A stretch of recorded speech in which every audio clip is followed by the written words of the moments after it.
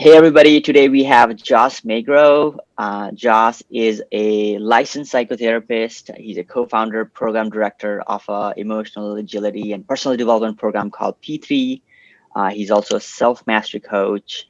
I've actually personally attended some of the sessions that Josh has facilitated, and it's been some of the best experiences that I've had in terms of like developing emotional agility and really, understanding limiting beliefs, understanding fear, some of these things. So I'm really excited to do a deep dive into some of these topics. But before we go into these topics, Josh, I wanted to find out what you've been up to. What are you doing these days? These days, it's an answer that changes, especially with Yeah. COVID and how everything's happened with the pandemic. But these days, I'm doing a lot more private practice actually, because as I've been stepping back because we can't do live workshops anymore. We're not. It's not safe to collect in groups of 20 to 100. So I've been doing more one-on-one therapy, virtual therapy, that sort of thing, and then coaching and various forms of that. As far as workshops and facilitation go, I'm still doing a lot of different online groups and online like weekend workshops where we use, things like Zoom and that kind of stuff to still bring people together, still get into vulnerability, still, challenge belief systems and, you know, all the obstacles that people create to get in their own way so they don't have to make change. So we still doing a lot of those different things. And yeah, of course, the last one of this was actually this past weekend. We did what we called the Love Your Life workshop. And this is an online version of the live one that we do called Personal Power and Prosperity. And we did about, I think, 14 hours total over the Mm-hmm. course of a weekend, where it Mm-hmm. was all taking place virtually.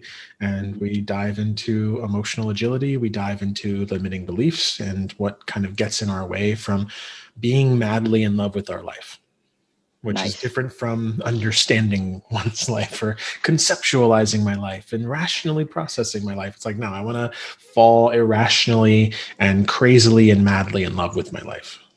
And what does that Nice. take? So, Those that actually sets the stage for the rest of the conversation.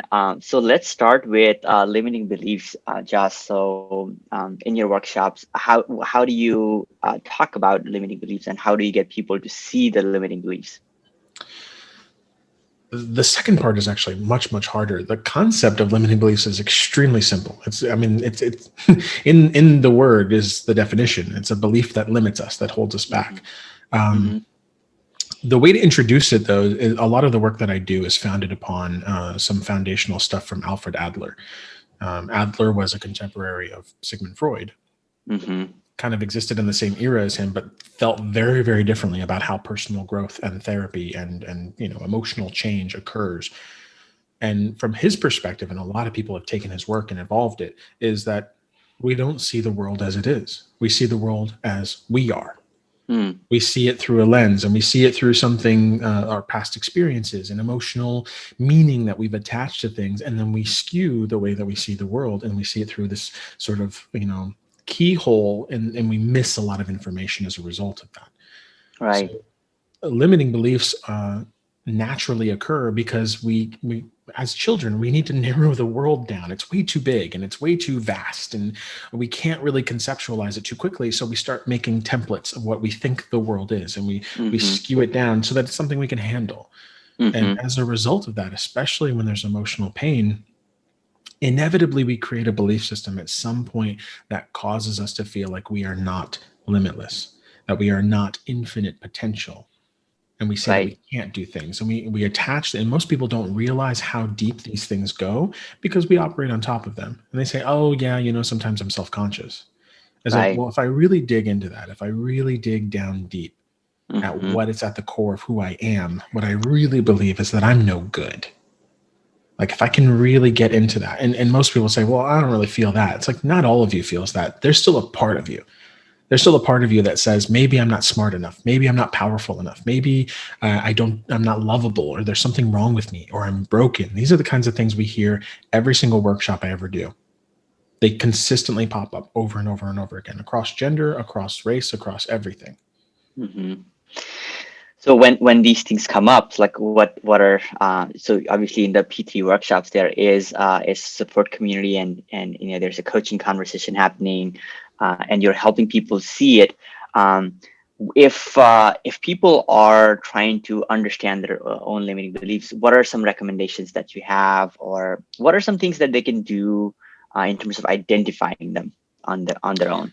Yeah. Um, my favorite way and the easiest way I've found to identify a Hmm. limiting belief is asking yourself the question, if I knew I couldn't fail, what would I try? What would I attempt in my life? If I absolutely knew I could not fail whatsoever, and then really come up with a few answers for that. So Mm. like even for me, like right now, because my life is different the last time I've done this exercise. If I knew I couldn't fail right now, I would be, I would take this online workshop that we just did, and I would do it every 6 weeks, and I would be marketing it to every corner of the world and trying to get more and more energy into this concept of helping people achieve emotional agility and overcoming their limiting beliefs. I would do that. Okay, good. That's a nice big lofty goal, right? Yeah. And then the second question is, well, why aren't you doing it? Mm. And then list off all the excuses. Yep. So for me right now, why am I not doing that yet? It takes too much work. It's exhausting. Um, okay, so this is the next one that comes up. People won't listen. Right. Like that's a genuine answer that I have right now. People Mm. won't care. And it's like, Mm. oh, I know that, and like I'm already, because I've done this work before. I already know that gets down to a belief that like, for me, like people don't care about what I care about, Mm. and that Oh comes wow, from that's interesting. That's after hundreds of testimonials, powerful yeah, testimonials you've all of gotten. that. Yeah, testimonials, people telling me this work has changed their fucking life. Yeah. People who said that they chose not to commit suicide after doing one of these workshops. Like immense stuff. And I, the emotional part of my brain ignores all of that and says people don't care about this work, and they're not going to show up for it. And I like for me and this is the process too, is identifying Hmm. what is that excuse, what's the Hmm. excuse that you have to that, digging down a couple of times. Well, no one's going to listen. Well, why wouldn't they listen? Well, what I have to say doesn't matter. Mm. Well, why doesn't it matter? It's because I'm actually no good. Wow. And this is something, and I've heard most people say this, but this is genuinely something that I still have to attend to in my Hmm. daily life, is like feeling like I'm an imposter, feeling like I don't actually know my shit, that I don't know what I'm doing. Now, just like you said, I have a master's degree. I've gone to college. I've done therapy for myself since I was 8 years old. Like I have the resume, I have the experience, but there's Yeah. still this piece of me that's like, are you sure you're not just like totally faking it, and that you don't know what you're doing? And like, what if you hurt Right. someone? What if you're not able to do this stuff that you think? And that's the limiting belief in my case. It's like that I feel like I'm inadequate, that I don't Wow. measure up. That is so real, Josh. That is such a real example, like live on the podcast. Yeah, I see you. So that's amazing. So let's go to the fear part. So let's explore fear. Like, what is fear in kind of the work that you're doing? How do we explore fear? I think the first thing to notice is fear is one, it's inevitable. Mm-hmm. And there's so many different like pushes, I think, to like abandon fear and like live without fear, and like just discard it, throw it to the side. Mm. And one, that's not possible. For starters, you don't have the ability. Like there's a massive structure in your brain dedicated to being afraid of shit, and it's worthwhile to pay attention to it. You need that, right? And the reason we need it is because fear at its core is a really beneficial emotion to have. Mm-hmm. It tells me what to pay attention to. It tells me what is potentially dangerous in my life. Mm. And I say potentially dangerous because our brain actually doesn't have the ability to discern danger. We just have the ability to say, this may or may not be dangerous. And nothing actually feels safe to us. There's just things that are not yet dangerous. Right. Like that, my computer screen right now, as I'm looking at you, is not dangerous to me. I'm not even paying attention to the screen. I'm actually seeing you. I'm not looking at the pixels. I'm looking at your face and I'm talking to you. But if Mm. suddenly like this screen just exploded, well, I'm not thinking, I will totally lose track of our conversation. I won't be Right. thinking of the coffee cup in front of me. In fact, I won't be thinking about anything other than, oh shit, and then what's going on, and I need to pay attention to this, right? Right. So fear has that ability to grab our attention and focus it somewhere. When we don't have a good relationship with it, that's when things go awry. If I Mm. don't have a good relationship with my fear or any emotion for that matter, Mm-hmm. that's when things start to get what we would call dysfunctional.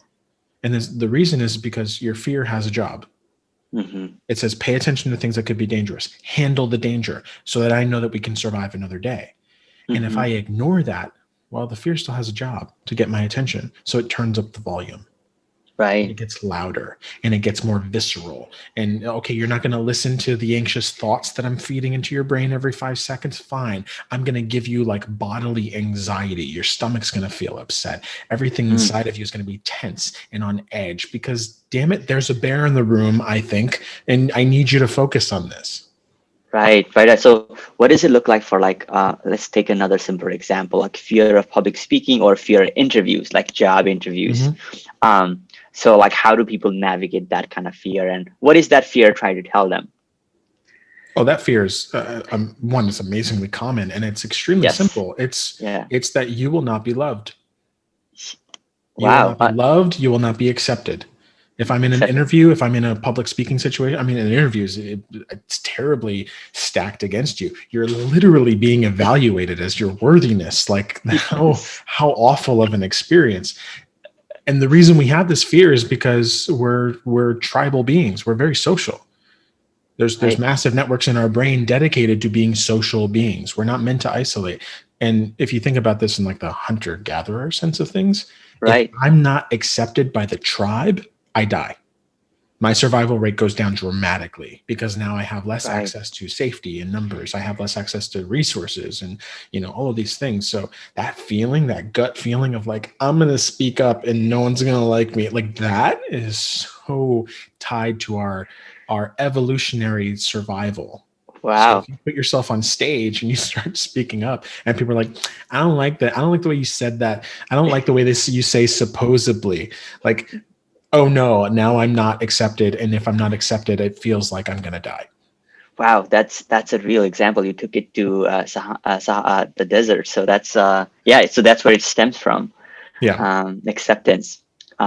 So how do people navigate, because that's part of our life. We have to talk in front Mhm. of people, we have to meet new people, you have create new relationships, find opportunities. So how do people um, navigate that fear piece, just knowing where it comes from? I think the biggest piece when it comes to navigating fear is you have to connect with it first. Mm. A lot of us try to sidestep it and say, okay, I have this fear. How do I work around it? How do I get around this process rather than looking at it, rather than like moving through it? Understanding our fears about understanding where it comes from and Mm-hmm. validating that. Like, I'm afraid that I'm not going to be loved. Well, does that make sense? Yes, of course. How does it make sense? Well, if I'm not accepted by these people, then maybe I don't get this job. Or Mm. maybe I'm ridiculed publicly. Maybe somebody writes an awful freaking review on YouTube and and now I'm going to have to feel that shame. I'm going to have to feel that criticism. But there's an Mm-hmm. even deeper layer to this of understanding fear is like, when is the earliest time I felt just like this? And this is the piece where it ties back into belief systems, because most of the time our emotions are out of proportion to the current situation. Mm. Most of the time I'm feeling something this big when the situation warrants this, right? And there's a Mm-hmm. differential piece to that. Like I'm terrified and I can't even speak and my mouth is suddenly dry and I have to give this like presentation in front of like 50 people. What is going on right now? Because Right. rationally we could say this doesn't even matter, and if I get a bad grade on this project, who cares? It won't even affect my grade that much. Or you know what, I've got 4 other interviews lined up, this one's not even my favorite. We could rationalize this stuff away, but the truth is this has so much deeper meaning to it. Mm-hmm. And if we really get down to it, it's like, well, if I show up as ridiculous or if I show up as insufficient, it actually validates that belief system that I already have about myself, Mm. because I don't think that I am lovable. So if I'm not loved by others, it's not that I'm worried that I'm going to miss out on strangers' love. I'm worried that it's going to make true this thing that I fear about myself. Mm. So much deeper, so many like Wow. deeper implications to that. And this Uh, is, and this becomes the answer of like, how do I work through this? It's like, well, once we acknowledge that, then we start working on developing a better relationship with ourselves. If what's mhm, missing for me is a sense that, you know what, I really am good enough and I can point to evidence in my life that suggests that, and I can feel that in a real way, then I'm not looking for love from external sources anymore. Not necessarily love. The mhm, proper word for that would probably be, I'm not looking for approval. mm. I'm not looking to be okay in the eyes of every single other person I ever encounter. Yeah. And therefore, Yeah. I fear, at that point, my fear of being disliked goes down significantly. Right. I'm just curious that that last sentence that you said, like that is where that is how the world is running. Everybody's actually worried about what other person is thinking. So let's talk about that. Like, how do you feel people should navigate that urge to like be anxious about, oh, what does this person feel about me, or that aspect. Well, I mean, it's one, yes, it's a massive issue. I mean, if you look at social media is a great Social media. example of Yeah. how we can manipulate that. We can change it. I'm not going to post what I look like. I'm not going to take a daily snapshot of myself before I fix my hair and I brush my teeth. No, you're going to see this polished version of my life. And there's massive, massive problems with this.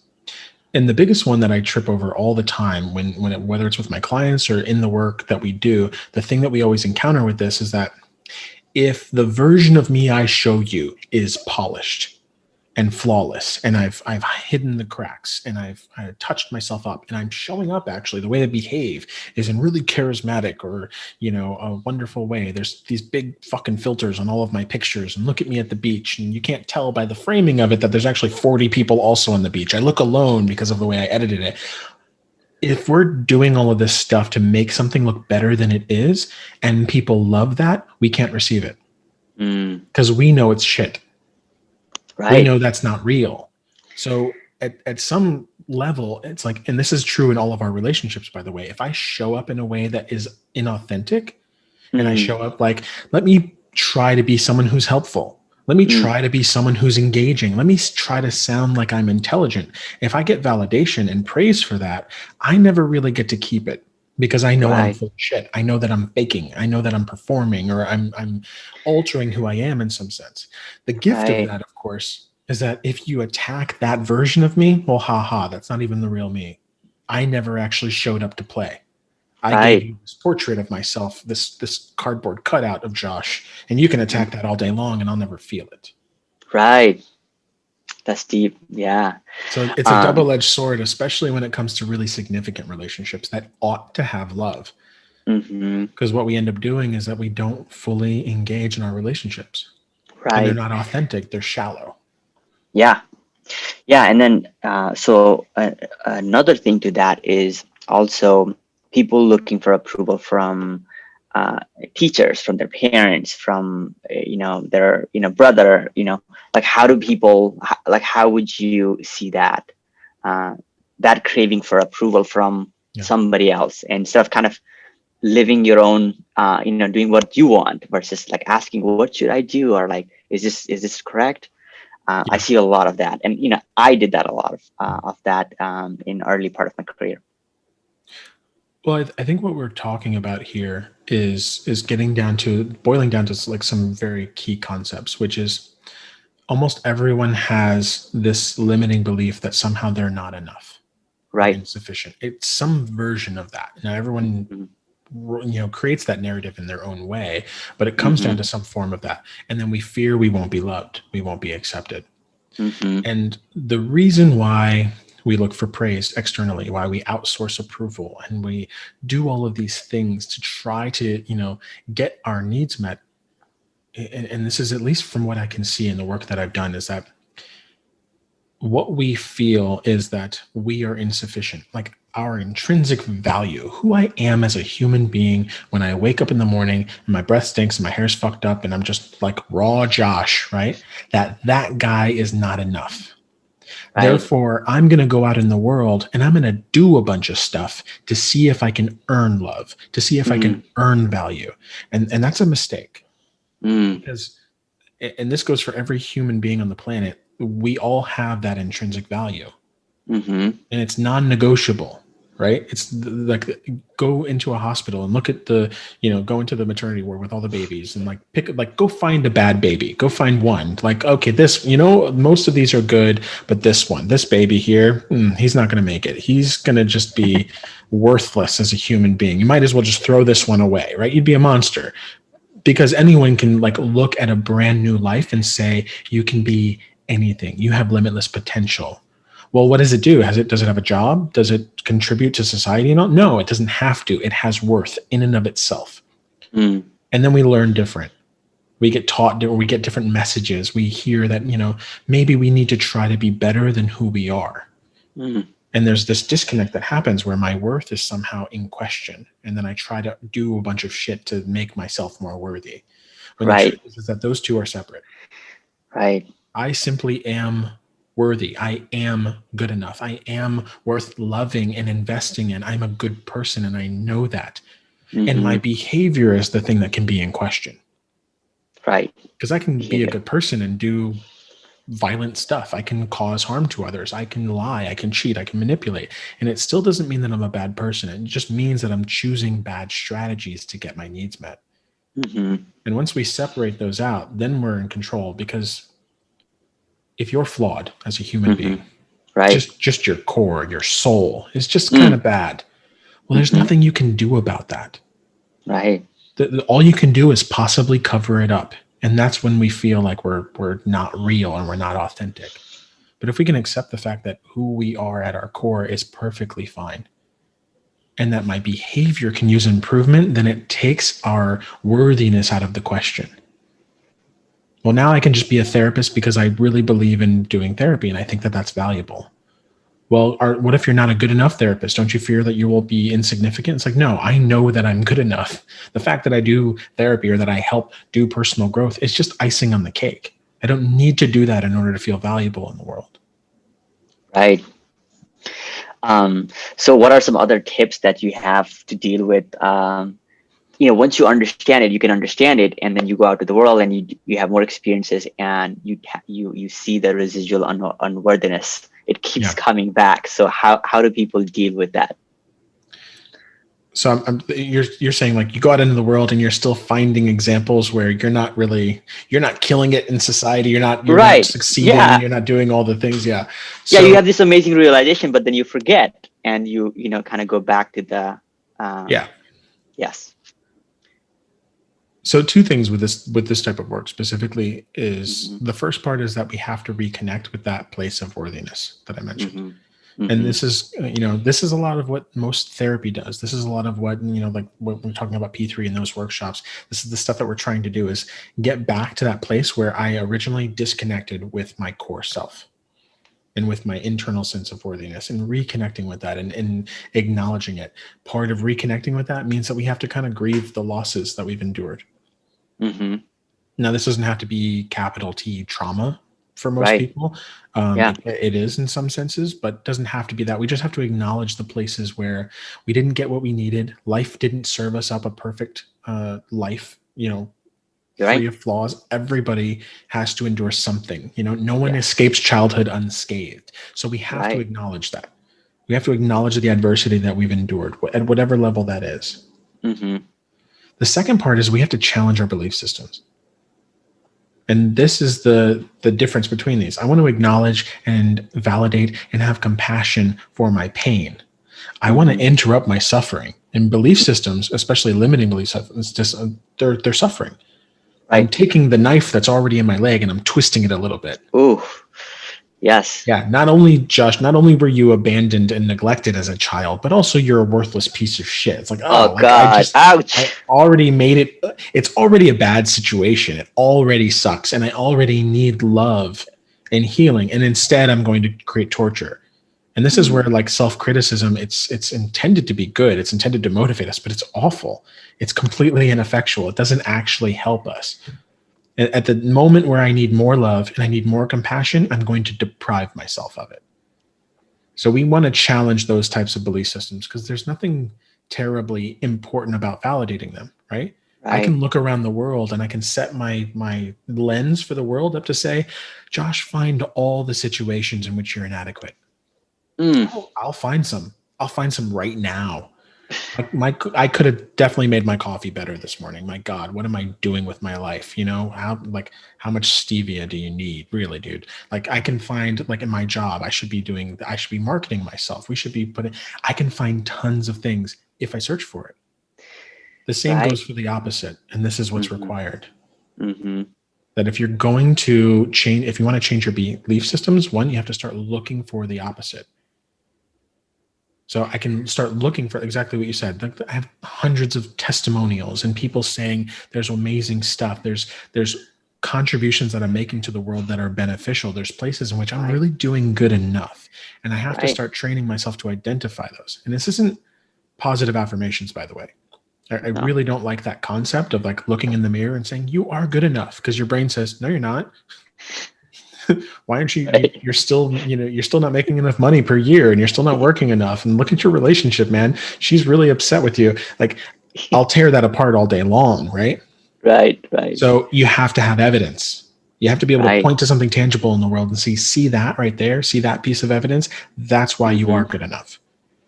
You're not perfect. You're good enough, right? We keep it in the context of like, yes, I know that I'm okay. I know that I'm okay. And I'm a work in progress, but I'm working towards something. And my intrinsic value is not implicated in that. That's awesome. What else that needs to be said about self-love? Like how can we embrace more self-love? I think connecting with ourselves and nurturing Mm-hmm. ourselves is probably one of the hardest things to do and Mm-hmm. one of the most neglected practices. Right. And what I tend to hear with this is that most people are concerned with becoming a narcissist, right? I'm going to become selfish. I'm going to become self-centered and I'm going to, you know, take from other people's needs or something like that. Like the amount of compassion in the world, it's like slices of pie and eventually it'll run out, you know. Right. We have some interesting myths associated with this. And the truth Yeah. is that narcissism is not an abundance of self-love. That's the biggest misconception, is that if I'm going to be, all full of myself and I don't give a shit about anybody else, it's because I really just care about myself amazingly well. It's not it. Mm. Narcissistic personalities, if we're looking at that as a sort of, you know, diagnosis, so to speak, it's about a lack of self. Wow. So the same people who are criticizing themselves constantly and just beating up on themselves have the same sort of identity structure as someone who thinks the world of themselves and tries to boast about it. Both of Mm. them feel like, I don't have a core self. I don't actually have a worthiness within me. The difference is the people over here criticize themselves and beat up on themselves, so you don't even have to bother, right? Don't worry Wow. about it. I already hate myself. Don't spare yourself the effort. You don't have to beat up on me and criticize me. I've done it for you, Oh right? God. Yeah. I'm gonna beat up on myself in an anticipatory fashion. Whereas on the narcissist side of the spectrum, it's let me show you a play that portrays me as someone really glorious and really amazing. And every Mm-hmm. single one of my successes, I have to inflate and I have Mm. to, exaggerate in some degree so that you'll never look beyond the mirage to see that I'm Mm. actually inadequate. Mm. Wow. So self-love as a practice is good Mm-hmm. for just about anyone. And what I mean by self-love is really genuinely befriending ourselves. Mm-hmm. Like there are qualities about myself that I really love, that I really appreciate. There's times that I show up in this world and I think, you know what, that felt really good. Mm-hmm. And when we lean into experiences like that are life affirming, that cause us to lean into experiences. I'm showing up for my relationship better. I made sure that I had 2 hours free the other day and I took my wife to brunch and she's Mm-hmm. just glowing about it. Like I feel good as a result of that. Right. That's Yeah. not narcissism. That's me No. showing up for my relationships and giving to others. And it Yeah. feels good. Yeah. Additionally, when we're looking at our pain, having a lot of compassion for it. Right. like I'm really busy and I'm overworked and I'm kind of neglecting some of my relationships. It's like, man, I'm really having a hard time and I'm just doing my best. It's Mm-hmm. okay. Take a deep breath. How can we recharge? Right. Yeah, that's interesting, Josh. Like you've done this kind of work a lot, but if I mean, you work with a lot of the folks, right? A lot of folks are actually not giving time to themselves. Like they are trying to improve them. They're trying to read books. They're trying to like watch things and like get better at the job. But the time for themselves to kind of really feel the pain, like feel what you're Yeah. feeling. That piece, I think, it's missing in this world that's trying to improve a lot, and there's really no acceptance. Yeah. So um, Yeah. And also there's this concept of self-care that gets thrown mhm. around a lot. It's nice little buzzword that we use a lot of times. Yep. And self-care is I think the push for self-care is because we have a culture of self-sacrifice that is Mm, glamorized, like hustle and like work 80 hours a week and put everything you've got into this, which mm, has its benefits at certain times, but not to the point of breaking yourself down. But additionally, what we end up doing for self-care tends to be things that don't actually take care of ourselves. They're self-indulgent, like, well, I need to take care of myself. So I'm going to eat the worst food I can imagine. And I'm going out. to opt out of responsibilities that would actually take care of my relationships. And I'm going to call in sick to work when I've neglected myself for 3 weeks and I need to call in sick, as opposed to being able to genuinely take care of myself on the days off that I do have, or negotiating something where I have a mental health day. Like we wait until we break down and then we do something that doesn't really restore us. Right. So genuine self-care has to be something that creates some level of restoration, some Mm-hmm. level of repair, or even this concept of reverence, like Mm-hmm. building my self-respect. What's something Mm-hmm. that makes me like who I am more and I return Mm-hmm. to my level of integrity? Well, sometimes self-care looks like setting boundaries, which is Mm, hard. It doesn't give right. you more energy back, but it is about taking care of yourself. Right. Sometimes self-care is saying, I need to get 8 hours of sleep and I need to eat really well and I need to drink more water. For God's sake, I need to drink more water. Like this is me. I'm telling you this. Yeah. Like Yes. I have to remind myself like all the time. Do I enjoy it? No, but like I'm like forcing myself to drink water. Like this is good Ah, for you, Josh. This is good for you. Your body is going to thank you later for this. And then doing the emotional work, right? right. For me, I know that if I don't cry at least once a week, I get off. Like I'm like my focus is distorted. I'm not able to pay attention to people as well. I don't feel as connected to the world, and that's just for me. That's just something I've found over the years. Like about once a week is as often as I have to really connect with. Doesn't have to be sadness, but it has to be some emotional response, some emotional flow that I have to be in. Wow, you're setting that bar really high. Like you're talking about once a week. People are at like they haven't even gotten in touch with their emotions. So where do people start? Like Honestly, that's the something first question doable. I ask most of the people I start working with is like if it feels like they're neglecting their emotions. I'm like, when was the last time you cried? Mm, I've heard people say it's been years, right. which is baffling to me because we expect that we're going to have things like joy and laughter and like exuberance and stuff, and yet we're cutting ourselves off from the other half of our emotional spectrum. We can't do that. It doesn't work like that. Yeah, let's talk about that, Josh. How does that work? Like, if you want to access joy, happiness, like, how does that relate to like the sadness and um, the crying factor? How does that relate? Well, we don't. I think Brene Brown talks about this, that we don't numb selectively, Mm, right? We numb globally. When we mm, shut ourselves off from our emotions, we cut ourselves in from both sides. This is something that medication can oftentimes do too. It's like when we're trying to do like like antidepressants and that sort of thing. It sort of narrows the window a bit, which isn't bad in times in a state of crisis when we need that. But most of us just do this every day, and it's like if you were to like put it like a nerve blocker or something like that because you needed to get surgery on your arm, for example, right? Well, yeah, somebody can cut into your arm and you're not going to feel it. Great. They could also give you a massage. You're not going to feel that either, right? You don't get to enjoy anything. Like the less that we're able to feel, the less that the more that we miss out on.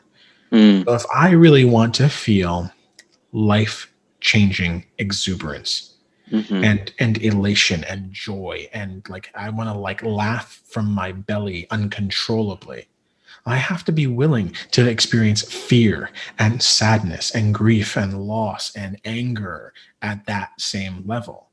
Mm-hmm. Right? If you want to laugh that shakes your belly and makes a sound, cry in a way that shakes your belly and makes a sound. These are emotional, responses to life. Mm-hmm. And it allows us to experience the world in a way that's like really colorful and like really in depth and in definition. Because most Yeah. of us we've already survived the stuff that creates sadness in our lives. We're just Right. avoiding processing the emotion completely. Mm, that's so powerful. So, Josh, let's wrap up, or let's talk a little bit more about emotional agility. How do you define emotional agility? Emotional agility to me is the balance of not being hijacked by our emotions, but Mm-hmm. also not having no access to it. I'm using negatives to describe this. So Yeah. it's that my emotions are in great relationship to me, Mm-hmm. and that I work with them, and that I'm empowered by them, and that they enrich my life in a way Mm-hmm. that I can sort of dive into any which one I'm feeling at any given time. Because Mm-hmm. a lot of us are feeling multiple things at multiple times. Right. There are huge, huge networks of our brain associated just to emotion. In fact, it's what we're born with. We don't have logic and reason and like the ability to like conceptualize and see things from your perspective. Like no 5-year-old has that ability to be like, you know what, I can totally see where you're coming from on this, and I get why I shouldn't have candy right now. You're really invested in my future development as an adult. Like they don't have that ability. They're self-centered, and Yeah. everything is emotional, and we need to be in relationship to that. To say like, wow, I'm feeling so much anger coming up right now. I'm noticing myself feeling really angry. And well, what I know about anger is that it's about boundaries, right? It's about, Mm. boundaries being crossed and an injustice, and it's associated with my power. I wonder what boundary my anger is asking me to set right now. Right? Having that internal understanding and that internal relationship with it allows us to make sure that one, we're not hijacked by it, meaning Mm-hmm. I'm feeling angry and now I'm going to yell at you because that's Mm. what I feel like doing. And I'm like, there's no process that goes on there. Right. There's no middleman in between the emotion and the behavior that comes out. Right. Additionally, if I'm feeling sadness mixed with regret, mixed with shame, like I need to understand what is what there, so that I'm not just feeling like, well, I feel awful. Let me numb. Right. If your only tool is a hammer, every problem looks like a nail, that whole thing, like I need to understand my emotions. I need to understand what they need and how do I live with them, as opposed to living with them locked away somewhere. The saying Right. that we have with this is like, you don't want it driving the bus, but you also don't want to stick them in the trunk. Our Right. emotions are like the children of our internal selves. Like they deserve a seat on the bus. Right. And Josh, we were talking to our audience is a lot of engineers, so they only have one or two emotions, anger or so like let's just kind of show like what are some other emotions like anger, shame, um, Yeah, the big sort of sadness. heavy hitter emotions are Yeah. sadness is probably one of the most needed Hmm. acknowledged, like the most needed for acknowledgement is sadness and loss and grief, Wow. because it's the emotion that every human being will inevitably experience in large amounts throughout the course of our lives. Because Hmm. as human beings, we attach to things and to people and to the world, and we're going to lose some stuff. We're going to Yes. lose people, whether they die or whether the relationship ends, or various forms of that kind of stuff. We're going to lose experiences. We're going to lose Hmm. jobs. We're going to lose Hmm. opportunities. We're going to lose Right. times of our life. Right? We're going to lose our childhood in various forms, even if it was just acknowledging I didn't have the childhood I needed. I'm going to Mm. lose my age, my health, my youth. There's so many different things we have to give up, and we can't have anything new until we grieve the things that we've lost. Wow. That's the important part of grief. Like Mm. one of the ways that I've really struggled with grief just in this last year, even though I do this stuff, even though I know it, biggest thing I've been grieving is letting go of the live P3 workshops. Mm. And I haven't wanted to. I haven't wanted to acknowledge that they're just not going to happen anytime soon. And I've Right. had to really grieve them. And like grieving includes crying, by the way, for all the engineers out there. It's like, yes, you may find water on your face. You may Yeah. find tears coming out of your eyes for some reason. It's unknown. Who knows? Like it's so important that we experience crying. It's tears cried out of sadness are molecularly different than that of like tears that lubricate your eyes, or like when you're cutting onions, like they actually have neurotransmitters in them and they change the way that you experience your mood. They're so important. So grieving is something that is absolutely essential. And if I hadn't grieved the live P3 workshops that we were doing, I wouldn't have been able to do the online ones, because I wouldn't be able to create space in my life for that, because I didn't want to acknowledge that they're done. And until I Wow. acknowledged that they're done, I couldn't see anything grow in its place. Right. Anger is another emotion we're talking about. Tapping Anger is into power. associated with, tapping into our power and setting boundaries. That's the biggest way that we need anger in our lives almost every day. Yeah. And people who don't have a good relationship with their anger, it will inevitably rule them. Right. So anyone who appears angry, like who like visibly like vein in their neck, they're yelling, they're like flailing things around, they probably don't have a really good relationship with their anger. Oh, wow. Additionally, the other side of that is someone who is shut down and never experiences anger. I know, I don't get angry. Sometimes I get sad, but I don't get angry. That's someone who's not in touch with their power. They're not in touch with that ability to like set boundaries and right the wrongs that have happened in their life. Right. And if you look at what's going on in the world today with Black Lives Matter and like social injustices, that requires anger. And if you're Right. not getting angry at what's happening, then you're not paying attention both to what's going on in the world and to what's going on inside of you.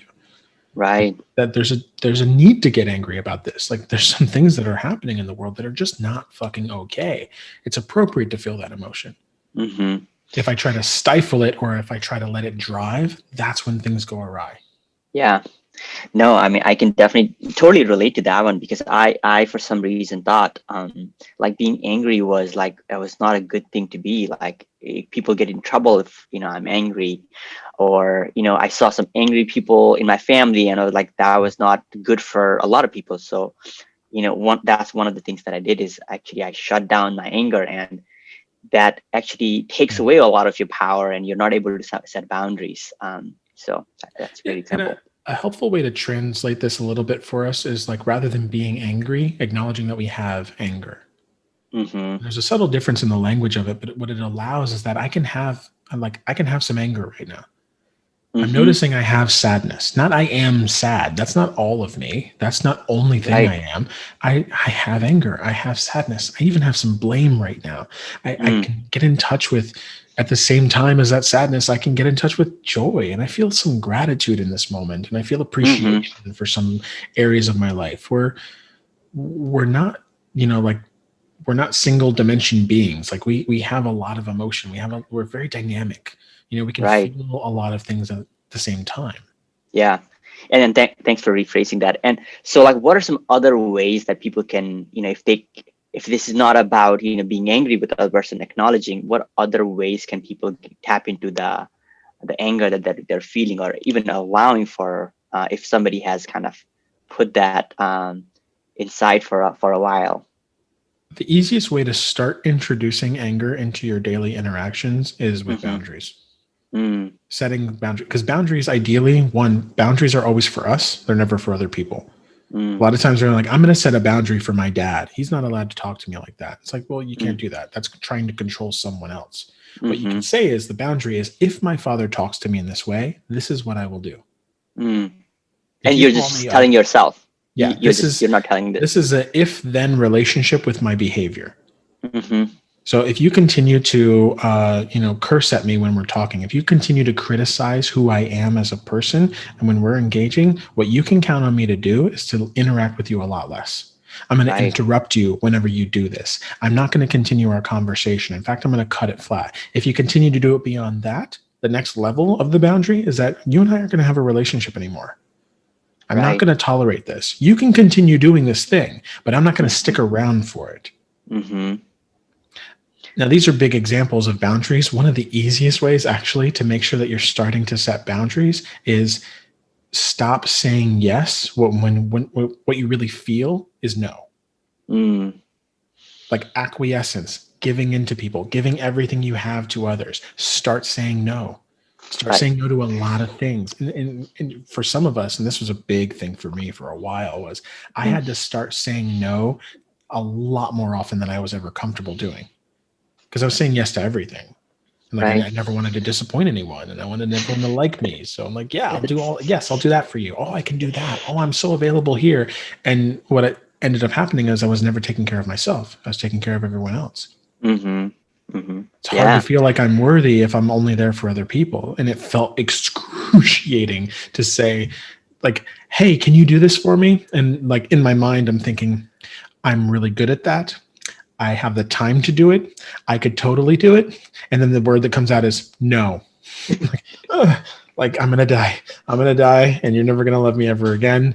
And I need to get you to like me somehow. It's like you're just standing on ground. It's like, no, I can't do that. I'm Yeah. unavailable.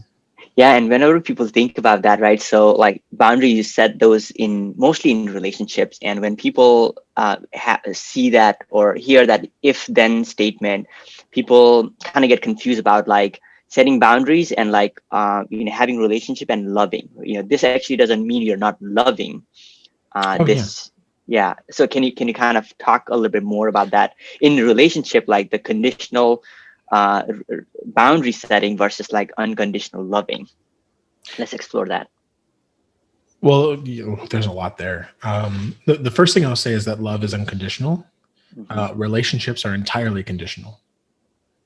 That's the difference there. We can Yes. love people without being in relationship to them.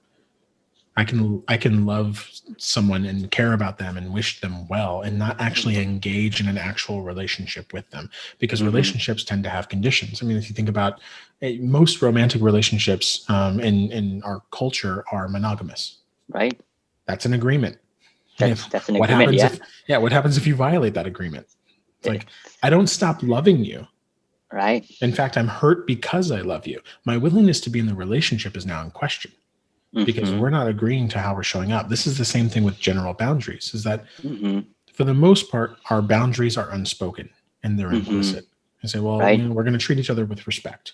We're going to Hmm. acknowledge each other's needs. We're going to, do things that are meaningful for each other. We're going to take care of one another every once in a while.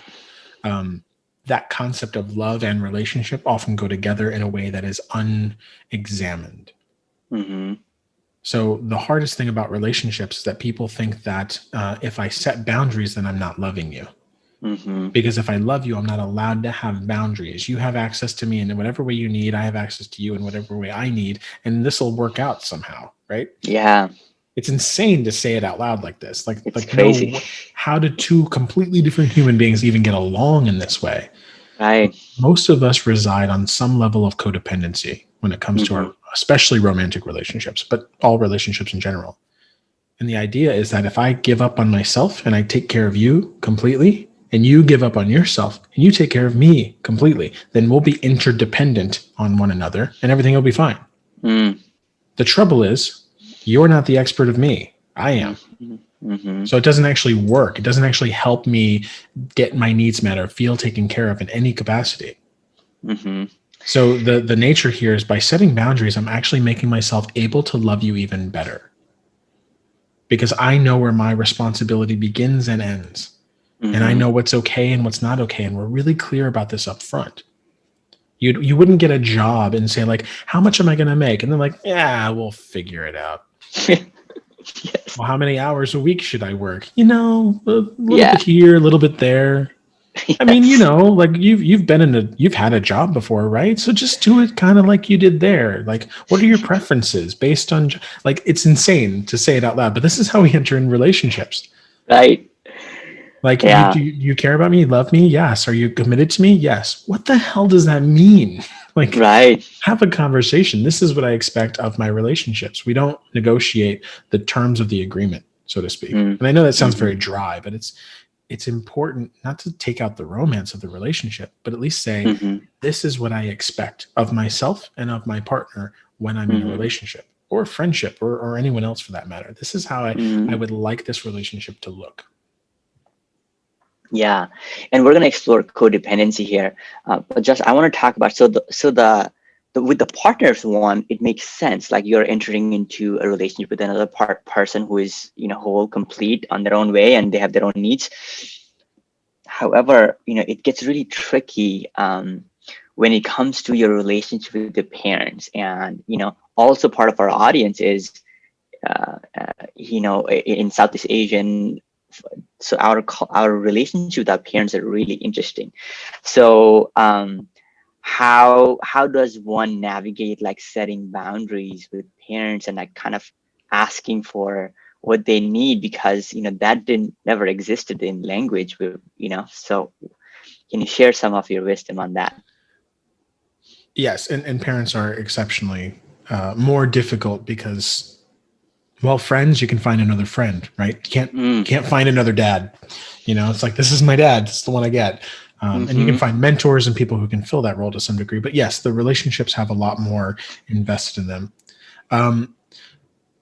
The biggest thing with setting boundaries, and this comes, we're starting to kind of tiptoe into the direction of confrontation and doing things like loving confrontation of others. The key here is that there has to be an investment in the relationship, and you have to communicate that investment. There's a reason why I'm challenging this relationship, is because I'd like to keep it, and it's currently not working for me. So I need to shift it. So some examples of this could be something along the lines of, I care about you and I love you. And there's some times that you talk to me that I end up feeling more distant as a result. I notice that when you put expectations on me, or when it sounds like you're actually disappointed in the way that I live my life, that I actually don't want to talk to you as much. And I'd like to continue talking to you. I'd like to have a better relationship with you. So I'm wondering if there's something that we can do to navigate this. Yeah. So it's a lot of curiosity. It's a lot of open language that I'm using here. It's like, I'm wondering if you'd be willing to. Now, can you stop talking to me like that? It's like, I'm wondering if we'd be willing to sort of look at our communication, because there's times that I feel like I'm criticized. And I have to imagine that you care about me, you love me, you want me to succeed. I know that that's the case. And I'd like to be able to feel closer to you as a result. How can we make that happen? And then it feels a little bit more collaborative. It feels like, maybe let's create a relationship that feels a little bit closer. It's not to say that they won't struggle with that. Right. Yeah. I'm trying to imagine how I would have this conversation with my parents who are in Nepal, or somebody who's in India, because, that exists. And I don't know if there's I don't know many people have tried this, kind of holding this loving confrontational conversation with the parents. But definitely that those are some good insights. It's a deeper level of a conversation too, because most of us don't talk about our feelings, let alone ways in which we can improve the relationship. And if we do talk about how to improve the relationship, it's often done in criticism, in complaining, and engaging in either attacking the other person or feeling defensive as a result of it.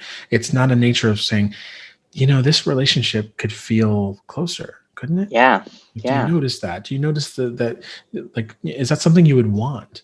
And this is a question that we very rarely ask the people that we're in relationship to. It's like, I have a feeling that our relationship could be even closer than it is. Is that something you'd like? And giving them a lead in, because if someone says, no, I wouldn't want to be closer to you, well, that's really telling. that's a very good piece of information to have about one of your relationships. So great, thank you for telling me that. So now I'm not feeding so much of my own energy into this relationship, trying to make it better when you don't even care to have a different one. You're perfectly fine with the way things are. Well, let me just let that be then. And then it's about creating acceptance around that. But if the answer is yes, well, okay, you agree that this relationship could be better and you'd like it to be better. Well, let's talk about how that could happen. Now, the thing with doing this kind of process and improving the relationship is there is a 100% chance that you will also need to change as a result of that. 100%. When it comes to relationships, the split is always 50-50. You're responsible for your side of the street. They're responsible for their side of the street. And we have to clean up our own stuff. So there's chances that, well, yeah, I want my dad to talk to me in a different way, and I want him to engage and be interested. And at the same time, I probably need to change some of my behaviors too. Yeah. I probably need to call you more often, and I probably need to engage with that. I probably need to address some of the things that I've been hanging on to and not talking about. Like, there's some things to change on my side as well. Yeah, and on top of that, there are like, probably some trauma and some triggers that has to do with the parents. So you're also having to Yeah. navigate that. So it gets tricky. But yeah, I mean, that seems Yep. like the direction to move on if you wanted to have a deeper relationship with the parents, which um, a lot of people are striving for, but don't have the tools or ways to like deepen that. So Yeah. thanks for that. Um, so let's talk about protections. Uh, so how do you define protections when people are starting to do this kind of work?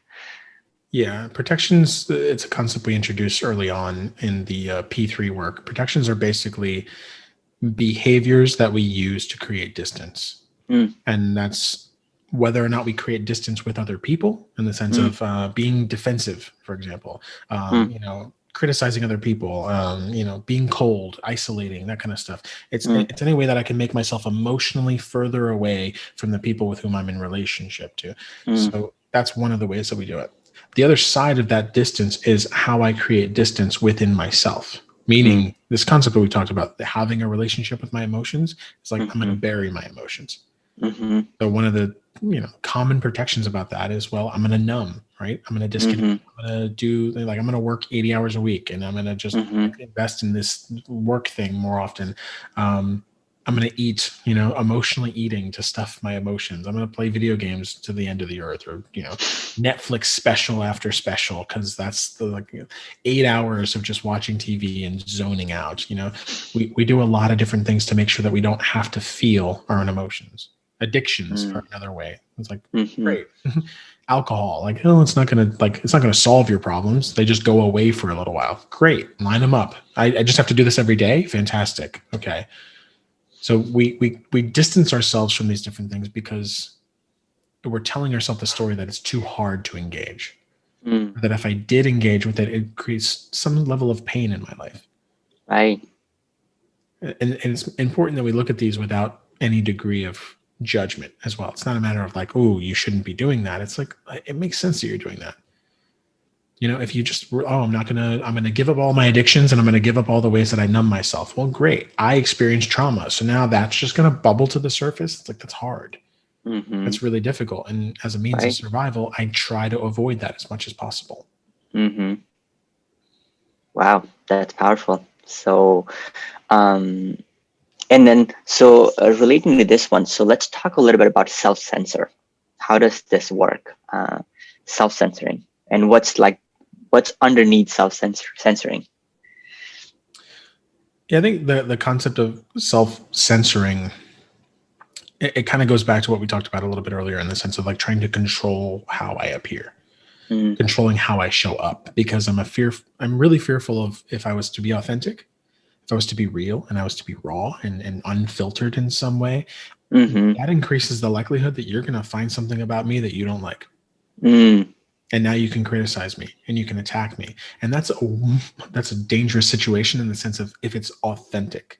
mm, If I share with you that I have this worldview or this opinion about things, or I just really don't think that, Star Wars, the original trilogy, was that great. You're like, what? And it's like, if it's this authentic thing and now you attack this, you're attacking something that's genuinely me. right. And that's the place where we lose connection. That's the place where we fear that we'll be abandoned by others. And then we're no longer accepted by the tribe. Mhm, So we censor ourselves because we think that there are parts of us that are not acceptable. mhm. And this So all inevitably ties to shame. yeah, so let's go into shame and vulnerability. So how do you what is shame, and how should one navigate shame and vulnerability? Shame is one of it's an interesting sort of emotion in the sense of, I like Brene Brown's description of like the difference between guilt and shame, Mm-hmm. in the sense that guilt is associated with behavior, shame Mm-hmm. is associated with our core self, our integrity. Mm-hmm. And guilt is I did something wrong, shame is I am something wrong. Mm-hmm. So there's positive aspects of shame on a milder spectrum, in the sense that um You know what? Like I'm trying to think of like a small example, but I'm not coming up with anything. A degree of shame I can imagine right now in the United States is who I voted for. Mm, And it's like, I don't want to share who I voted for because that person won or lost, or what does that mean? And what does it mean mm-hmm, in context of my, like my family? It's like, there's people right now in the United States that are experiencing shame associated with this. I've actually had talks with friends of mine, clients, this sort of thing. Where like, I can't go home for the holidays because everyone knows that I voted for either Biden or Trump. And the opposite is true of them. So I'm inevitably going to feel some degree of shame because I'm no longer a part of the group. I'm no mm, longer a part of the way that everyone else thinks. Therefore, I'm isolated from this. Now, on the positive side of things, most of the time, the way that the majority thinks is beneficial for survival. So mm-hmm, there's a functional aspect of shame. mm-hmm, Like, why aren't you cooking your food? You're mm-hmm. eating raw food, right? You're eating raw chicken. What are you doing? You're supposed to cook it. That's what everybody does. It's like, what is there something wrong with what I'm doing? Like, yes, you should cook that. Why? I can't believe you've been doing that. Like, I'm feeling shame. Oh my God. I've been living my life Yeah, this way the whole time. And I didn't realize I was supposed to. Now I feel embarrassed and I feel like something's wrong with me. It's like, that emotion sucks. Of course it sucks because it's motivating you to do the thing that everyone else is doing because it's probably more likely to help your survival. mm-hmm, The place where this breaks down is innovation and mm, social change, or mm-hmm, challenging these old belief systems that we have from childhood. mm-hmm, Most of us feel shame, like our real deep core toxic shame. Most of it is mm-hmm. about, I fear that I'm actually just a really awful person. And if I expose that to the light, I would die because Mm, this is what I fear to be true about myself. mm-hmm, I fear that it's true. I don't necessarily like fully believe it to my core, but there's just this lingering doubt mm, that just eats at my thoughts and makes me feel sick to my stomach at times. And the thing with shame is, I refer to shame as the mushrooms of our personality. Feed mm. it shit and keep it in the dark. Wow. And that's how it grows. So if we don't expose this, it continues to fester. It continues to just multiply. But Mm-hmm, something we've seen in our workshops, and you see this today to some degree, socially and like social media and this kind of stuff, is when we expose some level of shame, most people say, I feel the same exact way. I right. know exactly what you're talking about. And the next thing they'll say is, that's not true. That's not true about you. You're a good person. I know who you are. I know I've seen you show up. I have a relationship with you. I've known you since you were a child. Mm-hmm, You'll get contradictions to the shame. And that's mm-hmm, kind of what we need in order to heal it. right. We have to expose it to the light and say, to some degree, what is real about this and what is totally not. Mm-hmm, And this is where we're healed by other relationships.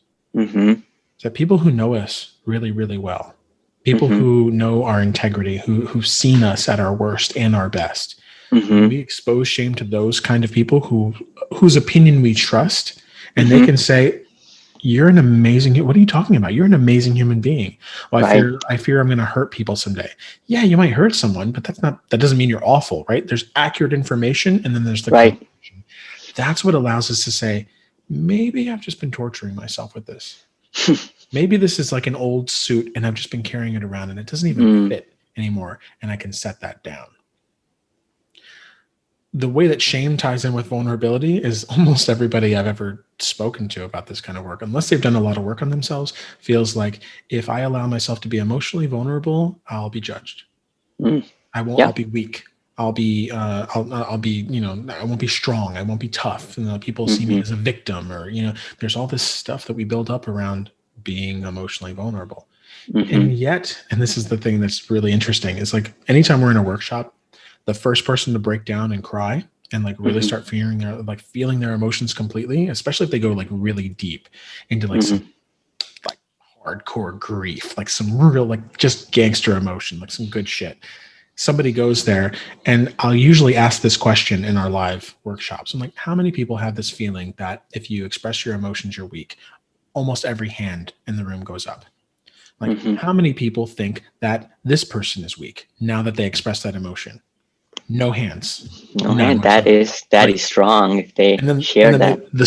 the next question is, how many people think that's the scariest fucking thing you've ever seen anyone do ever? And they're like, yes, I don't want to trade places with her at all. That's courageous. That's Right. brave. Yeah. So we get to see how our logic about this even breaks down. Mm-hmm.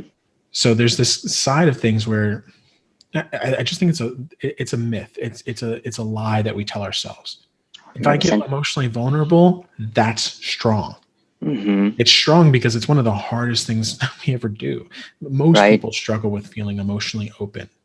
So if I want to be tough, if I want to demonstrate strength, crying, especially if you're a guy, oh my God. And especially in the United States, I'm not sure about how it is in Nepal, but like in the United States, like men crying, like, oh my God, something's wrong. Is he okay? Like, hold it together, man. And one of the things that I've done this for years is that if I feel an emotion and I'm in public and I'm with someone that I feel safe enough with, I'm going to feel that emotion. So I've cried at restaurants. If the topic goes in that direction and we're talking about it, and I've had strangers come up to me and say, hey, it's going to be okay. You don't even know me. Like, you're just trying to console me right now. Like, I'm going to cry. And the reason that I do this is not to just make people feel uncomfortable. It's, I want people to see that men can cry. Like, I Right. want people to see that as something that happens and it's normal. And then it doesn't mean that I'm about to have a mental breakdown. It means that I'm human and I'm Mm-hmm. experiencing my emotions. This is something that I do to take care of myself. Yeah. That is not the way how most of the in workplace, that is not how we how people do things. And Yeah. that would be yeah, that kind of making that kind of work, and the practice of vulnerability. I think that can I read from Brene Brown, that actually contributes to some, whenever you're doing something new or risky, that is required. And yeah. Yeah. And one thing is like how inhuman it is to say, come to work, but don't be all of you. Yeah, just be this version of you that's nice and tidy and clean and like polished and all those things. Mm, We don't want you to be an actual three-dimensional human being. We want you to be mm, something that serves us in some way. And it's such a violation of who we are. And this is the reason I think why people say, well, when I go to work, I'm at work. And then when I go home, I like leave work at work. And they have to separate mm. these things and like work-life balance. It's encouraging us to split ourselves apart as opposed to being authentic wherever we go and being Yeah. who we are wherever we go. And I think the more that is welcomed, the more that it kind of destigmatizes this concept of like, I can't have emotions in certain places. Yeah, there are books about it, how you Yeah. should separate things out, and very wise people have wrote that book. Yeah. So um, yeah, it's interesting how workplaces were evolved to have people show up fully with vulnerable, and yeah, I believe that when people are having a real conversation, that's when innovations happens, when people are able to communicate what they are most fearful about, and not just about their own personal emotion. There are things that people working in tech teams, they know, but people are just not. People don't. There's the culture doesn't really allow them to be vulnerable and share what they're scared. So Yeah. um, yeah. So going into the next topic that we have just here is what does it look like when you're loving your life? So let's kind of bring it all together with this question. What does it mean to you to live a life that you really love? So yeah, this is the sort of like apex experience of all of this stuff, right? So Yes. um, for me, loving my life, or for anyone loving their life, it's about the full spectrum experience, Mm-hmm. meaning I experience all of my emotions. I Mm-hmm. don't shy away from them. I don't bury them. I don't resist them. In fact, I lean into them and I listen to them often. Mm-hmm. um, I lean into experiences.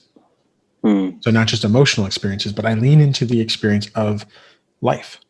And Mm-hmm. this is to some degree pushing against the idea that somehow there's any one event in the world that can kill me. Like, meaning I don't resist good things, but I also don't resist bad things either. Mm-hmm. And this isn't just about how I live my life day to day, but also looking at our entire sort of history. Like I love my adversity. Mm-hmm. And it takes a while to get to this place of healing, but in order to like love my life, I also have to love the adversity. I have to love the trauma I've experienced. Mm-hmm. Like Wow. I love that my parents neglected me as a child. Wow. How does one get to that? Well, and this is a lot of the stuff that we talk about belief systems. Like it's like Mm-hmm. all beliefs are false, some are helpful. Mm-hmm. Like the beliefs and the meaning that we attach to something can be helpful or not. Mm-hmm. Yes, once I, acknowledging my parents were drug addicts and they sold drugs out of my own home as I was growing up. There was physical abuse, there was sexual abuse, there was trauma, there was all of these things. Mm-hmm. How can I be appreciative of that? Well, if it wasn't for those things, I wouldn't be who I am today. Wow. I That's wouldn't be the caliber of therapist that I am. I certainly wouldn't be as passionate as I am to the other people's healing and other people's overcoming their own obstacles. I would have no reason to be. I mm, wouldn't have the level of emotional sort of empathy and mm-hmm. ability to attend to people in the way that I do. Most Wow. people, when I work with them, they can come and sit down, and 10 minutes into talking, I can get a sense of what it is that they're carrying, just Yeah. because I just trained myself. I walked through fire as a child and all these different sort of forms of pain, and I just know what they look like now Mm-hmm. instinctively, and not because I read it in a book, because I did it. And it's like, do I want to go through that again? No, not at all. And at the same time, I have a deep appreciation that forged me into a person that I really respect today. Mm. Wow. That's beautiful. That how you're able to come like all that trauma, healing that, and then now feeling appreciative towards it. Wow. Yeah. And the thing about that is there's a saying that goes something like through adversity you meet yourself. Mm. And I actually, there's times that I genuinely feel bad for some people who don't have a lot of difficulty in childhood, because Really? it almost makes, I know it's a weird thing to say, but it almost makes it more difficult to have deep, deep appreciation for what is. Like I'm like in the middle of COVID and in the middle of the pandemic, I had to move out of my apartment. My wife and I were there for like, I think like 9 years. We were paying nothing in rent. It was such a cheap place. And it was like we were able to save money, and we had to move. And we had to move to a place that was like almost 3 times as much in our rent. Mm. The house I live in now, I love. It's gorgeous. It's beautiful. It's probably like the nicest house I've ever lived in. And like we have like this balcony, we have this patio. Every single day I find myself just thinking to myself, wow, like how did I get here? Mm. And the reason I can feel that is because I've lived in dilapidated crack houses as a child. I've been homeless. I slept in my car like because I didn't have anywhere else to go. Like I grew up in poverty. So the fact that I'm surrounded by this, I could easily take this for granted and just say, oh, I got to pay the gas bill. Like, why do we have to have a gas stove? It can't just be electric. I have to have two bills. Like, I could complain about anything, but instead, the gas bill comes in, and I'm like, I have a gas stove. I love cooking. My kitchen is I could do like chef shows in this place. I love every single bit of it, and the reason I can do that is because I have this contrast. I Right. know how bad life can be, so things that are even just kind of okay feel miraculous. Right. Yeah. Wow. That is a beautiful point of view, and I see you. I see what you're saying. No, I don't want to paint it all. It's all like I still have bad days. Like you Yes. gotta be, and I think that's the part of like the whole loving your life is like Right. there's days where I'm down for the count. There's days where I get really triggered by things and it brings up old stuff. And the way to even work through that is like that's not me having a bad day. That's not me like being like, oh, I was good and now I'm not good. It's like, no, like I'm living my life in a way that if something comes up that needs my attention, it will come up, and I best deal with it when it comes up so that I can live in the space of being present. Yeah. No, I'm definitely with you, and I can think through. I can relate to you as well, because through contrast is where you appreciate things, right? So, Yeah. like, and for me, like I grew up in Nepal, middle class family without a lot, and when I moved to US and I was able to, make a living, have a nice place, that felt really good. And I went from like having a nice home to like becoming a minimalist, and in contrast that felt really good to get rid of everything and just be free and travel. Yeah. So I can totally see like how in contrast where you just really appreciate things. So Um, let's talk about growing up and showing up. So, we actually did a workshop around, discovering your shadow self and doing some shadow work. So, um, kind of help us understand what is shadow work. Shadow is the term shadow was actually coined by Carl Jung, and he was another contemporary of Freud's, and it's really he had such interesting perspectives on the human psyche and how it works. And the Mm-hmm. shadow is basically anything that is outside of your conscious awareness. Mm-hmm. It's all the things about you that you cannot see. And the reason for this is, one, it shows up in so many different ways, but it's this concept of like a searchlight can look anywhere but at itself. Right.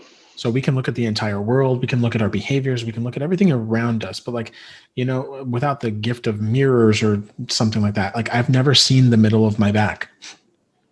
I've never actually, like, think about that for a moment. You've never actually looked at the middle of your own back with your own eyes. You have to use them like through the reflection of a mirror, through some other means of that. And there's certain places where we don't have the ability to see things that are going on for us. We don't have the ability to see behind ourselves. It's like the concept of, like, if you see the color of your eye, then you're in trouble. Or if you Yeah. hear yourself, you're also in trouble. Yeah. You're not supposed to do that. Yeah, exactly. Yeah. And I love it's so telling of this, but Carl Jung said about the shadow that the shadow has roots that extend all the way down to hell. And which is a big statement. Oh, wow. There's a lot of All weight right. to it. Yes. And I truly believe that our shadow can be some of the ugliest parts of ourself. And they're ugly because we haven't attended to them yet. We haven't integrated them into who we are. So one of the ways to identify a shadow and like what are your shadow parts are, one, look for the opposite of what you do every day. Look at the opposite of what you try to be. And that'll immediately show you what the other side of it is, because that's what you're exposing to the light. That creates a shadow, right? So I try to be really amazing. I try to be like a gift to the world, and I try to help everyone else. And at the other side of things, I can be really selfish and I can be really self-centered and not care about a single human being. I mean, like, my God, when I'm in traffic, there are no human beings that exist. Right. They're just like pieces of shit in my way. They're getting in my way and they need to get out of my way. Like, I can be so cold and callous. And it's like, I can say that now, having been able to adopt this and like sort of like, but there was a time where if you said that I was cold, if you said that I didn't care about people, I would have felt so triggered. I'm like, how could you say that about, like, sad for days, crying. I know, like I get offended. I would feel like what is the world coming to? Like, people don't say I need to try harder. I need to try harder to be a force for good in the world. And the reason for that is that I'm trying to prove that I'm not my shadow. Right. And if you ever want to really know, like, if there's some difficulty in seeing our shadow because it is unconscious, asking other people what it is that they see in us is one of the ways to do that. That's hard because people want to be nice. And people want to be like, like, I don't want to piss you off or upset you. So I'm not going to tell you the thing that I see, in this concept of loving confrontation. So if you don't have the ability to ask a relationship, like, hey, what's the hardest part about loving me? In your attempt to love me, in your attempt to connect with me, what's the hardest part? Where do you struggle getting close to me? And that usually puts it in a context that people can handle. Well, it's like, well, you don't always get back to people, and like, you're kind of inconsistent, and you don't really answer my emails on time. And like, okay, we're starting to get somewhere. Yeah, there's this part of me that's like a little inconsiderate, and maybe I don't actually focus on people as much as possible. Well, what else? Well, the easiest way to show your shadow immediately is pick 5 people in your life that we'll split this up into categories. Pick 2 people that you really admire, you really look up to.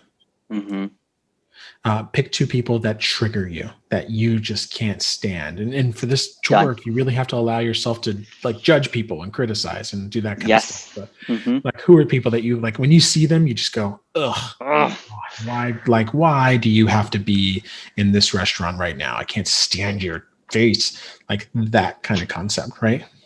Right. And then look at who you try to be in the world. Who is that person?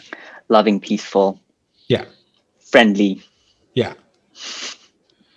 And then when you look at that person who you try to be, invert it. What is the Mm, opposite of all those qualities you just said? yep. Now, the people that you admire are a part Mm-hmm. of your positive shadow, meaning they're the positive aspects that you project onto other people that you have within yourself, Mm-hmm. but you disown them. Right. So thinking about a mentor, well, like if I think about a mentor right now, he was really, really wise, really, really dedicated to other people. He seemed like he was completely selfless and Mm, just like always giving himself to other people. He changed people's lives. Well, that's something that I have, mm-hmm. but I don't want to own that for myself necessarily. I can't own every bit of that because that feels a little too braggy and like, Mm-hmm. so I'm going to project it onto someone else and admire them instead. That's a part of my shadow. It's If I not can't integrated. fully own Yeah. that, yeah, it's not fully integrated. If I look at people who I despise, Mm, they're the negative aspect of my shadow. mm-hmm. Because Control these of are, people for me. yeah. Resist So, control at yeah, any cost. exactly. And these are the people who they have qualities I have that I disown. That I, or 100%. no, I'm sorry, not disown. The disown self is the positive aspect that I deny. I Deny. deny that I Yeah. have these things. And I don't want to have these things. So, I'm I'm, self-centered and I'm, I'm controlled. braggy and I'm controlling and I'm like really neurotic and like all these other things that I don't want to appear to be. I have Mm-hmm. those things and it's easier to project it onto someone else. Right. Yeah. And then that last piece of like like who I try to be, just flip that around and you'll immediately see the things that you're trying not to be. And the hardest part about this is acknowledging that there is a benefit associated to what I would perceive as a negative quality. Mm, Like, well, the person that I judge the most, I would categorize them as vindictive and manipulative. And it's like, how mm, can I integrate that? How can I make that a part of who I am without becoming mm-hmm. manipulative and vindictive? And it's like, well, what's the positive aspect of that? It's like being vindictive is like to a lesser degree is standing up for yourself. Yeah. Knowing that I can Setting say boundaries. no, setting boundaries in a powerful way. And this is that idea that the difference between a vice and a virtue is intensity. Mm. So if Caring. Too much caring. yeah, I can care for people and it's benevolent and it's beautiful. And if I care for people too much, it feels kind of manipulative, doesn't it? Yeah. It's like, wait a Yes. minute, caring for other people is manipulative. It's like, well, why would you care so much? Why would Yeah. you care in a way that's selfless? Well, I want to be seen as, oh, yeah, you want to be seen as something. You want to change people's perspective. How is that not manipulative? And it's like, Right. I don't know. You're ruining the good thing that I have going here. It's like, we have to Yes. acknowledge that. The deeper Right. thing with this and with acknowledging shadow is if you acknowledge that you have this sort of like dragon living in Mm-hmm. your basement that is Mm, you, that is volatile and can devastate and has this amazing level of power, there's a level of self-respect in that you have the ability to restrain that. mm-hmm. Wow.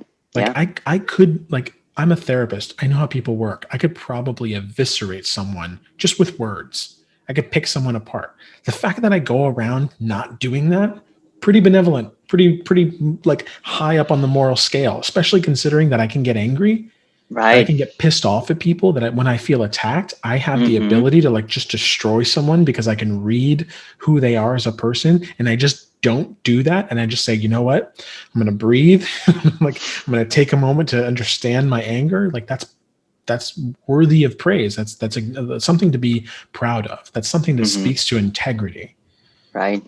as opposed to saying I could never hurt anyone. No, I could hurt someone and I don't. Right. That's nobility. 100%. So that is shadow self and how to make sense of it and how to maybe integrate it. And this would be another podcast if we were to talk about how do you integrate your shadow self, because there are Oh some yeah. things that you can do. So let's tap into this another concept or model called drama triangle. Hmm. So walk us through what is a drama triangle and how do we exist within the triangle. Good stuff. Like all of these topics feel like we could like stretch them out for an hour Yes, this each. this can be a separate podcast too, but let's just Yeah. kind of Yeah. give people Yeah. a So little bit taste. the drama triangle, it was developed by a guy named Karpman, I believe, Stephen Karpman, I think, which is composed of three different roles. And the roles are the rescuer, the persecutor, and the victim. Mm-hmm. And drama triangle is something that basically shows up in almost every human interaction to some degree. Yeah. Not that it's always there, but like we always have the ability to fall back into these patterns because they're easy and they're powerless and they're manipulative. Mm-hmm. And those all kind of go together in a way. So the hardest thing to acknowledge about the drama triangle is that all of the roles are a form of victimhood in the sense that they don't have a lot of power. They rely on other people doing things for us. Mm-hmm. So in the event of the persecutor is the one who's like, I know the right way to do things and I know how this Right. ought to look. And I'm going to point out all the flaws in what everyone else is doing and criticize and judge and sort of be on my high horse. And I'm going to make everyone wrong for what they're doing. If you all could just stop doing stupid shit and just get on board, this is the easy, right, smart way to do things and we'd all be fine. Right. Mm-hmm. Mm-hmm. Persecutors oftentimes hate victims because victims are like, nothing ever works and the life is pitiful and it's always happening to me. Why do I can't believe I always get into these relationships and like that kind of stuff. And you're just like, if you could just fucking focus, persecutors get to do that. But persecutors stay trapped in the sense that they're waiting for other people to change. Mm-hmm. I can't be okay until everyone does things the way that I see them to be done, even if it's the right way. Mm-hmm. So we're sort of prisoners in that process. Mm-hmm. Rescuers are trapped because one, they need to defend and save victims. They need to save them from persecutors usually. Right. So I'm going to be the knight in shining armor and I'm going to save this, like, oh, you need help with this thing. Let me help you. My God. Oh, you don't have money for lunch. Well, let me pay for your lunch for the next 4 weeks. And I'm just going to be the person who's there for you, and I'm a genuine rescuer. I made a profession out of it. I'm a therapist. It's a great way to, exemplify this role in some ways. And yes, it seems very much like I'm the savior and just martyrdom and, I'm wonderful. The dark side of the rescuer is that we need victims in order to feel valuable. And where this gets messy is that we will keep people stuck in their victimhood so that we can keep saving them. Ouch. Yeah, that's the nasty part of this and where it continues to perpetuate the drama. And then, of course, victims, the whole process of that is the hopelessness, the lack of power, the lack of responsibility. And if you ever encounter someone who's really stuck in this role, just say like, well, this is what's going on there. And it's like, oh, you could just go like, oh, I lost my job. It's like, oh, but you could apply for unemployment. Because of COVID, they have all these extra things going on. All you have to do is fill out paperwork. No, my internet just went out too. And like, well, you could use my laptop. I actually have my phone is connected here. No, it's going to take too long. Actually, I have to go to this thing. It's like they have unlimited problems because they don't actually believe that healing is possible or it's too hard. Therefore, they settle for getting attention. Right. And I'm only going to get attention for my problems, which has a short shelf life. So then we recycle these roles over and over again. They're putting rescuer and the persecutors to work, and it works beautifully. So now we know what they are and the traps of it. How does one escape this trap or escape this drama? Let's just start with the rescuer, which we know very well of. Yes. So the rescuer and the common way to get out of these roles for the rescuer is to become a coach. To become someone who guides other people. It's about empowering others so that they come up with their solutions on their own. Right. I'm not, and you hear about this in coaching. Actually, they say like, don't coach the problem, coach the person. It's because if I work on the problem, well, the person's going to come up with more problems just like this one, right? Because that's not the issue. The issue is they're not able to be resourceful in their own right. So becoming a coach, becoming a guide to some degree, that requires boundaries. And making sure that we're not self-sacrificing or like giving in and being the savior in that situation. So take a stance where you believe that they can solve their own problem. Maybe even challenge them to do that, but don't have them in a relationship where they come to you for answers. Exactly. The way out of the persecutor role is becoming a challenger and saying, I see things that are wrong here. I see systematic change that needs to occur. I see things that can improve, and I offer solutions to that end. Saying, because with default, they don't they don't produce the solution. They just say, okay, this is wrong, this is wrong, this is wrong. Yeah. Bad, So bad, like bad, bad, bad. Figure it yeah, out. yeah, Yeah. got you. And additionally, another piece with the challenger is asking for consent. Mm, That's a big piece. A lot of times persecutors will just give their opinion and nobody mm, asked for it. Nobody cares. right. Nobody asked for feedback. She's like, you know what you could do better? This thing isn't quite working. This could actually be, you probably don't know this, but blah, blah, blah. It's like, hey, are you interested in feedback? I've seen some things that I think could improve and I'm wondering if you're interested, Mm-hmm, right? It's inviting that process where people say, yes, okay, now we're not manipulative.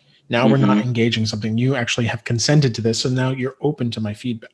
mm, With the victim, it's about the way that we describe this is getting into a creator role, but it's about mm-hmm, like creating opportunities, creating resources for ourselves. For the victim role, though, the biggest piece of that is getting into vulnerability. mm-hmm, Like, I need to heal some of the things that have actually occurred here that have caused me to feel powerless, because it doesn't just happen, right? We don't mm-hmm, just end up in the victim role. There's some real things that have put us there. mm-hmm, For me, though, with the concept of the drama triangle, all three of these meld together in a way that can be really powerful, in the mm-hmm, sense that I want to do the positive aspect of all three of these at all times. I want to mm-hmm, be able to attend to my own vulnerability and be present with what's real for me. I mm-hmm, want to be able to coach people in a way that challenges them. Like mm-hmm, all three of those together. And this concept of, I can't remember who wrote the book, but radical candor. mm-hmm. Like Yep. I care for people personally. I really invest in people and I challenge them directly. I Right. don't dance around the issues. I don't candy coat things. And Mm-hmm, so it's doing that radical candor while knowing that I am a part of this relationship. I'm going to feel vulnerable. I'm going to talk about what I'm feeling and where I'm hurting. I'm going to mm-hmm, heal those things. And I'm going to get really creative about finding solutions. mm-hmm. Wow. So that was beautifully covered, Joss. Yeah. So last thing is, Joss, we talked about some amazing models, things that people can apply, and a lot of really cool concepts. So, you've set up an amazing platform to generate this kind of content, generate this kind of experiences for people.